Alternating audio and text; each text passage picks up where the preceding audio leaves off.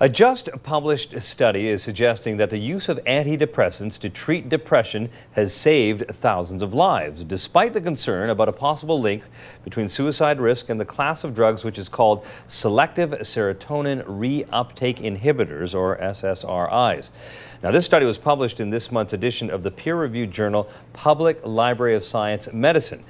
Wende Wood is a psychiatric pharmacist for the Center at the Center for Addiction and Mental Health, and she joins us now from Toronto. Wende, good morning to you. Thanks for coming in. Good morning. There's been a lot of confusion over this situation, and it stands to reason that people would get very concerned about a drug that's supposed to pull you out of depression, but then some people had reported takes you back into it at a worse level. What's your sense of how SSRIs work?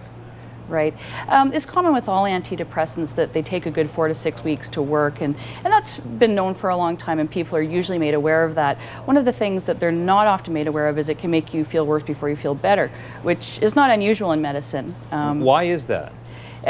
Side effects always come at the beginning, and drugs don't work until later on sometimes, and so you're getting such that it's not actually working, but you get the side effects, and so you have kind of a double whammy. Now, the side effects that have been more common with the SSRI group that's caused concern is that they cause a jitteriness in some people, and their mood isn't better yet. They might still have some suicidal thoughts, but now that they have a more agitatedness to them. And so it's about monitoring in the first month, and this is something that happened with the older antidepressants as well.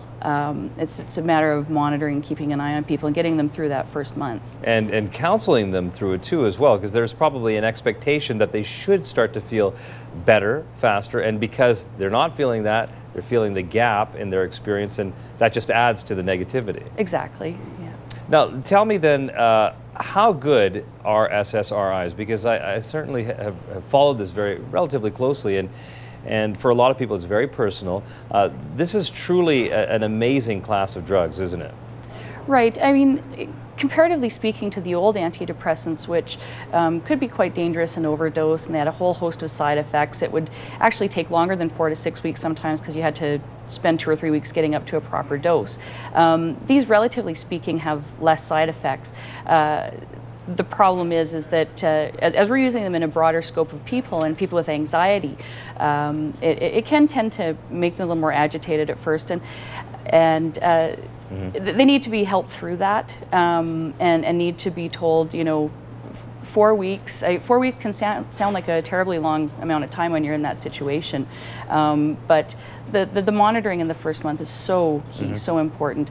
But after that, I mean, you know, I've talked to people who've had horrible side effects in the first 2 to 3 weeks that said, you know, when I did push through the 4 to 6 weeks, when I had the support, it did start working. But there's so many people that do stop even in the first week, and that's problematic.